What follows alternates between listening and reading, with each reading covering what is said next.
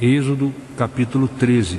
Na leitura anterior do versículo 12, nós meditamos sobre a instituição da primeira Páscoa, a morte dos primogênitos, a saída dos israelitas do Egito. Passamos pelo Novo Testamento, onde lemos sobre circuncisão, onde passamos no Efésios, Colossenses, Gálatas, no assunto com referências cruzadas sugeridas pela Bíblia Almeida, Revista Corrigida. Agora nós leremos Êxodo capítulo 13, a consagração dos primogênitos. Os primogênitos são santificados a Deus. Então o Senhor Deus ordenou a Moisés: consagra-me todos os primogênitos, todo o primeiro filho israelita que vem à luz me pertence, não somente entre os seres humanos, mas também entre os animais.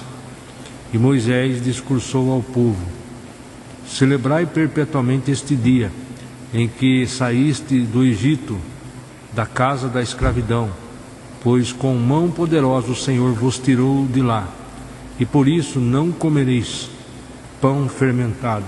Glória a Deus. Versículo 3. E Moisés discursou ao povo: celebrai perpetuamente este dia em que saíste do Egito, da casa da escravidão, pois com mão poderosa o Senhor vos tirou de lá, e por isso não comereis pão fermentado. Veja só, pois com a mão poderosa o Senhor vos tirou de lá. É o Senhor que tira, é o Senhor que faz todas as coisas, é dele que vem a resposta de todas as coisas, vem do Senhor. Aqui está falando para celebrar perpetuamente este dia em que saíste do Egito, da casa da escravidão. Antes, voltando aqui para o versículo 2, na versão da Almeida: santifica-me todo primogênito, o que abrir toda madre entre os filhos de Israel, de homens e de animais, porque meu é. Lucas 2:23, aqui leremos: como está escrito na lei do Senhor, todo primogênito do sexo masculino será consagrado ao Senhor. Veja só, leremos aqui na versão da Bíblia King James, versículo 23 e 24 de Lucas 2. Assim como está escrito na lei do Senhor, abre aspas, todo primogênito nascido do sexo masculino deverá ser dedicado ao Senhor, fecha parênteses.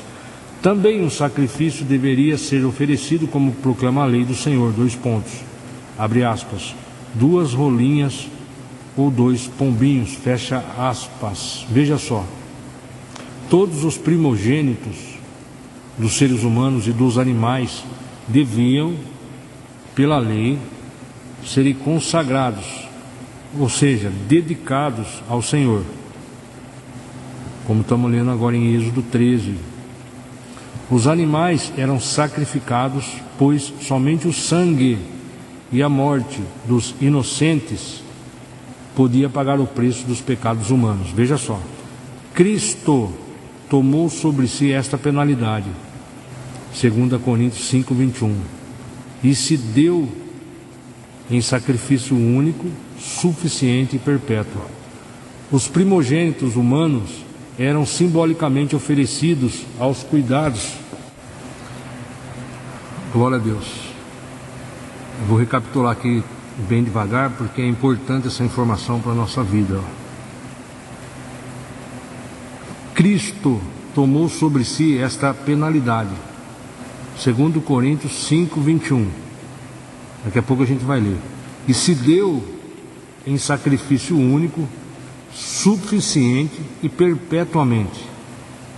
Os primogênitos humanos eram simbolicamente oferecidos aos cuidados do Senhor, Romanos 8:29. E seus pais se obrigavam a educá-los para adorar e servir a Deus.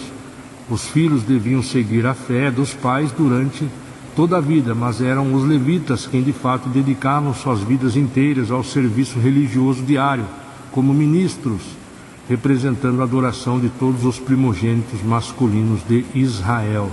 Agora vamos ler aqui 2 Coríntios 5, 21. Veja só. Deus fez daquele que não tinha pecado algum a oferta por todos os nossos pecados, a fim de que nele nos tornássemos justiça de Deus.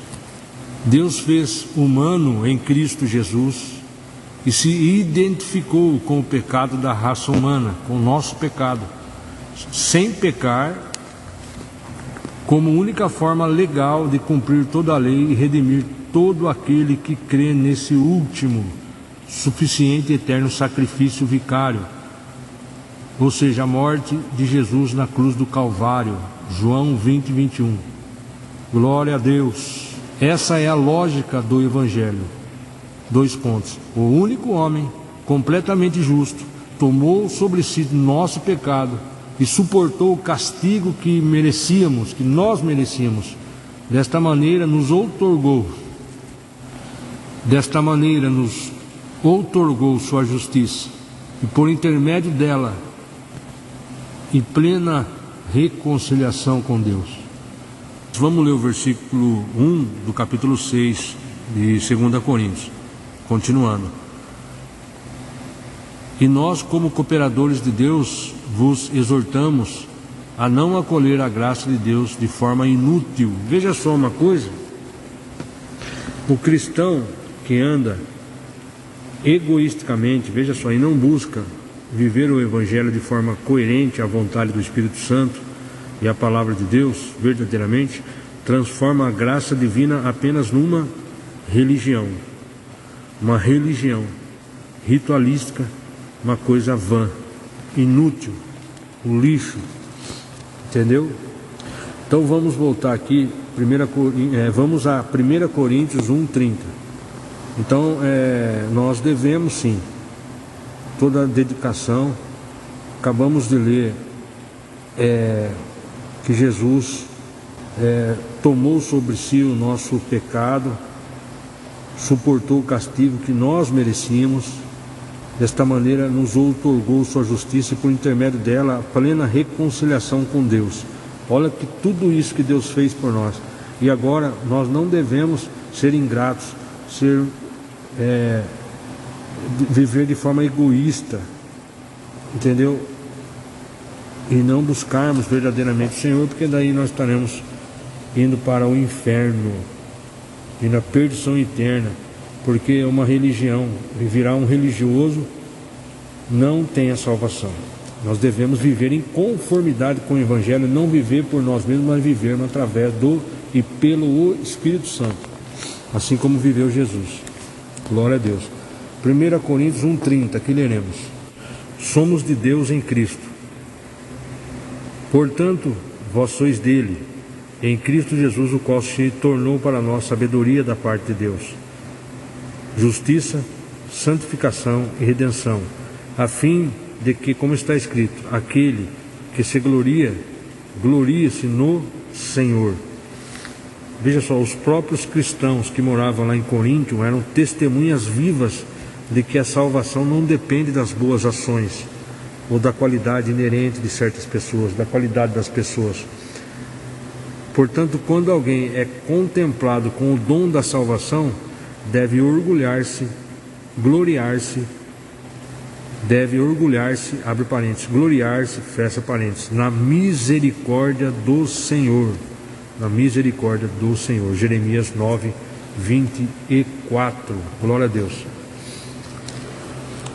Versículo 4 de Êxodo 13, voltando.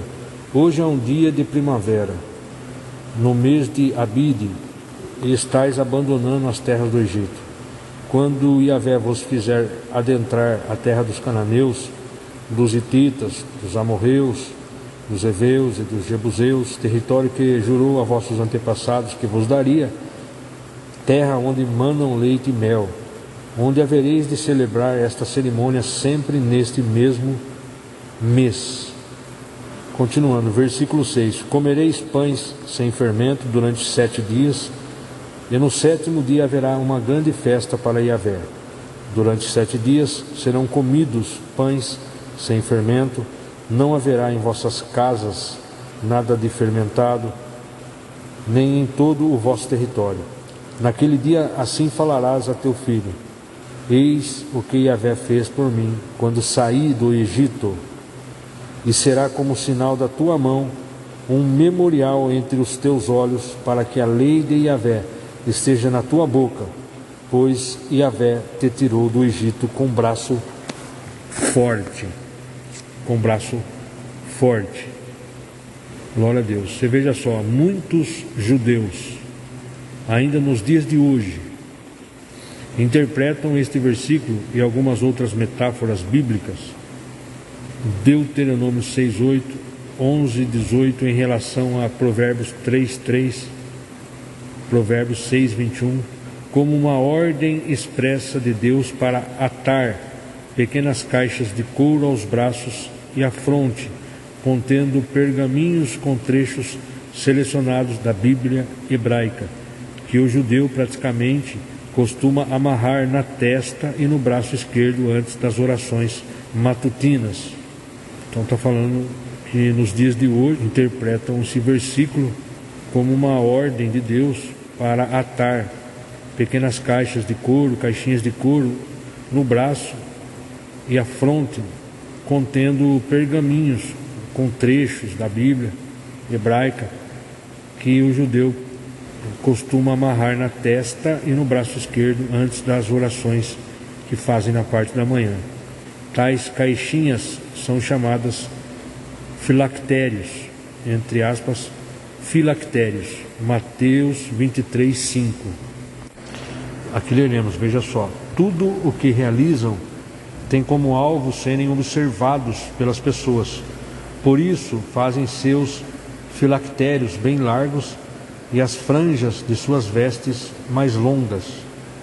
Veja só, os filactérios eram pequenos rolos ou caixinhas de couro que os judeus religiosos usavam presos à testa.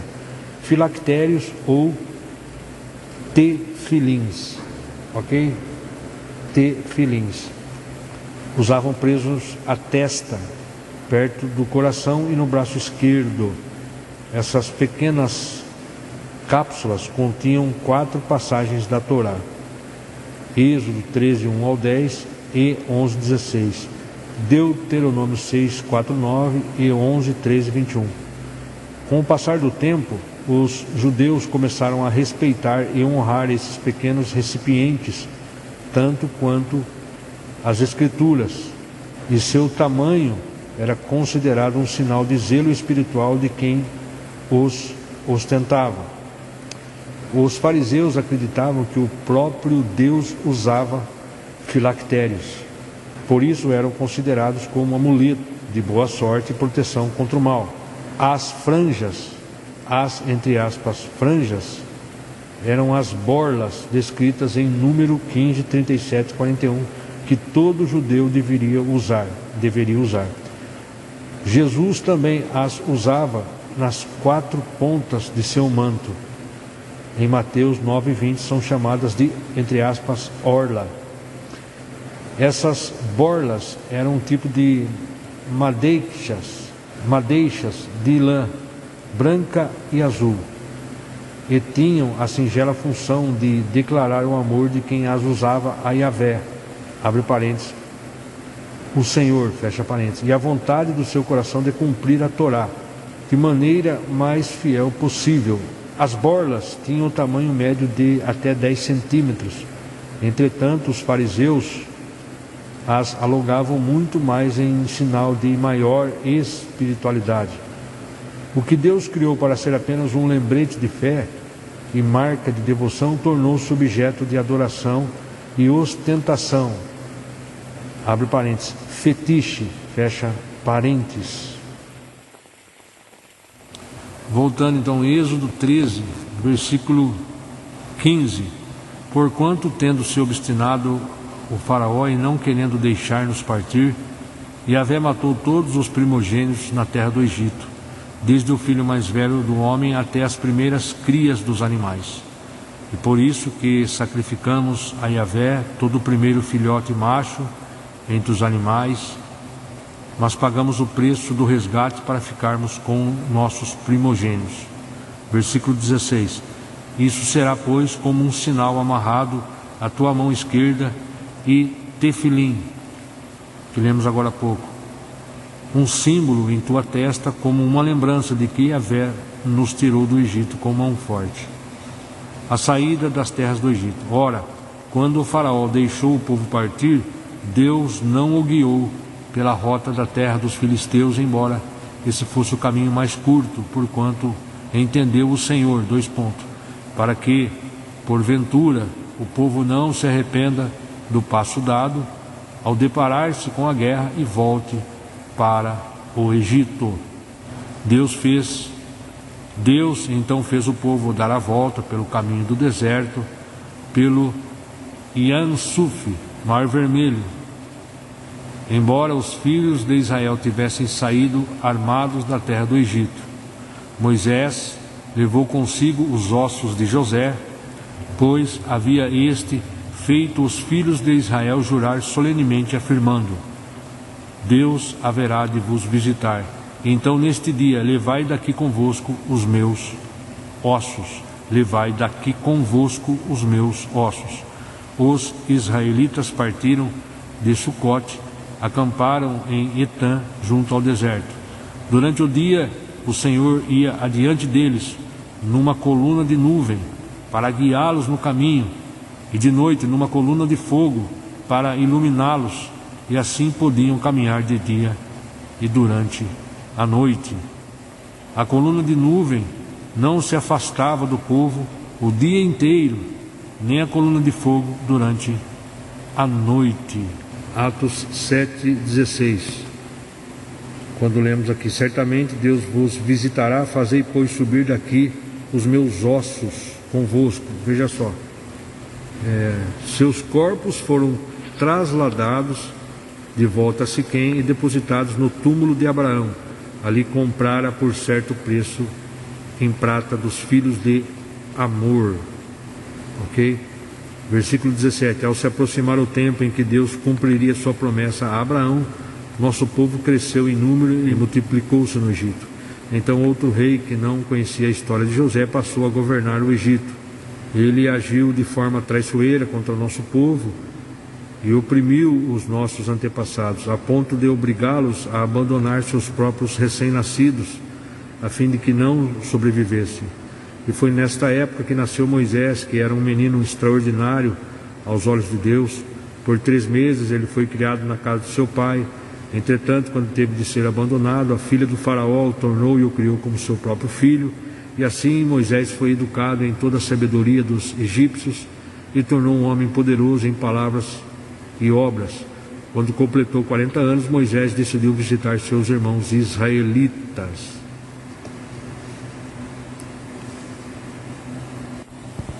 Aqui em Atos 7, mais uma vez, sem mencionar Cristo, o discurso de Estevão revela claramente que Jesus, como Messias, era, entre aspas, poderoso em palavras e obras.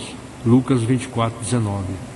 Ambos vieram como libertadores pacíficos. Efésios 2:17. Entretanto, assim como os judeus escravizados da época de Moisés não compreenderam a missão de Moisés, nem o aceitaram, da mesma forma, aqueles judeus, ouvintes de Estevão, escravizados pelo pecado, não estavam percebendo que a salvação total e definitiva havia chegado na pessoa do Rei Jesus, o Messias.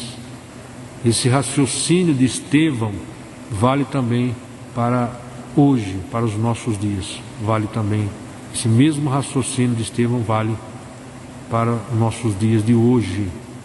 Ou seja, assim como os judeus escravizados pelo pecado ouviram Estevão, eles estavam na escravidão do pecado, não perceberam que a salvação total, a salvação definitiva havia chegado em Cristo Jesus, o Messias.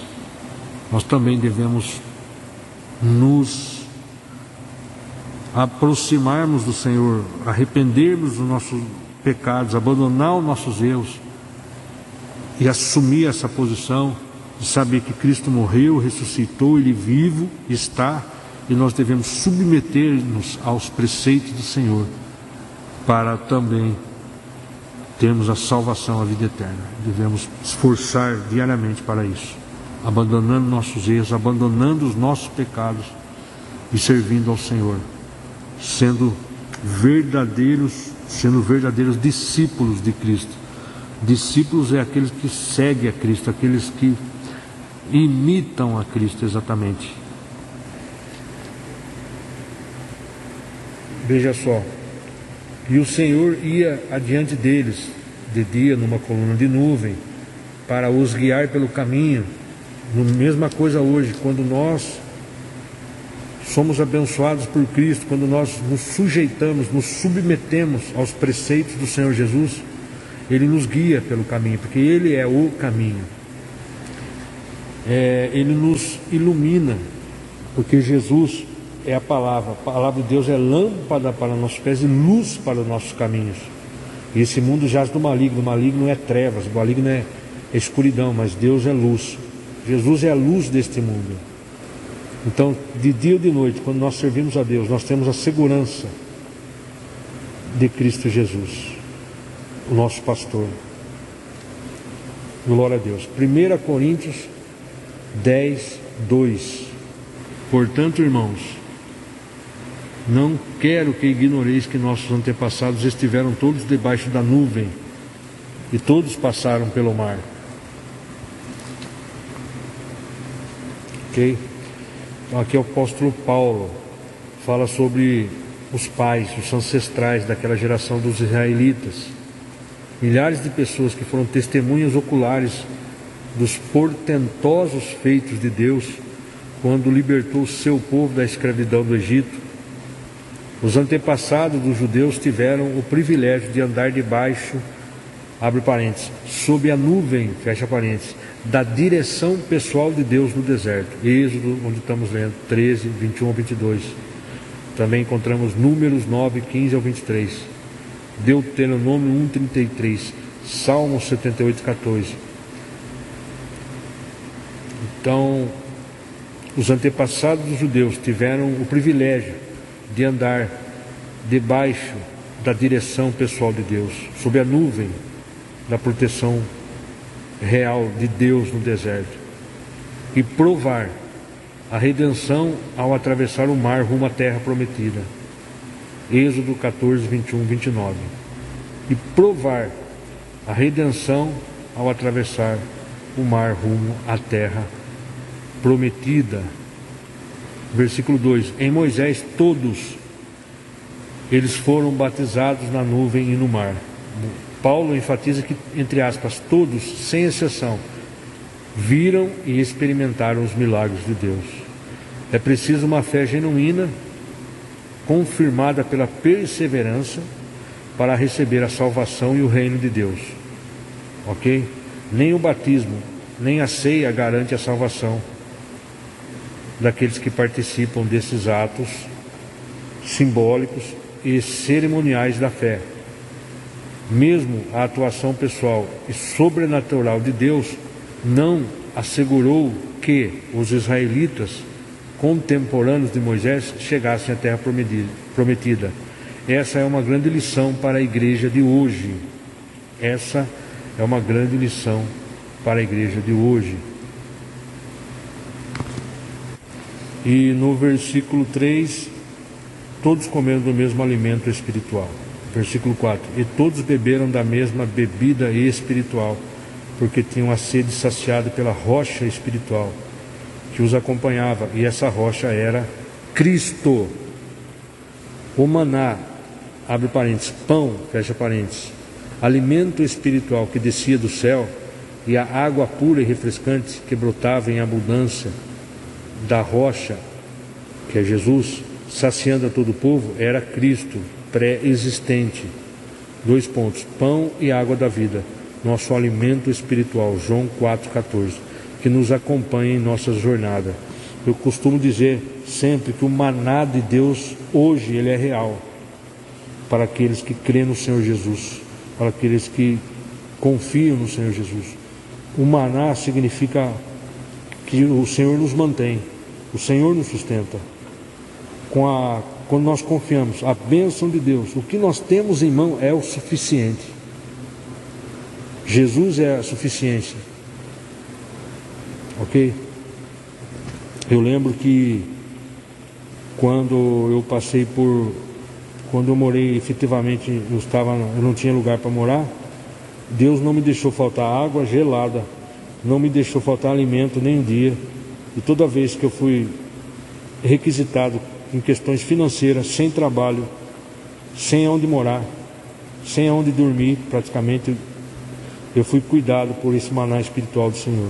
O maná não é só financeiro, o maná ele é espiritual, o maná ele é financeiro, o maná ele é físico, o maná dele em relação à nossa vida psicológica, nossa vida emocional, todas as áreas, o maná do Senhor é real. Jesus é o pão, é o alimento que nós precisamos. Eu creio nesse Senhor, eu glorifico e agradeço a Deus todos os dias da minha vida. Glória a Deus. Muito bem, concluímos então a leitura de Êxodo, capítulo 13. E amanhã, permitindo Deus, vamos ler o versículo 14, onde Deus anuncia a ruína dos egípcios. Todas as dúvidas nós encontramos a resposta aqui na palavra de Deus. Por isso somos ensinados diariamente a lermos a palavra de Deus com dedicação, entendermos e colocar em prática em nossa vida. Que Deus nos dê essa força, essa graça, para assim vivermos em obediência em nome do Senhor Jesus.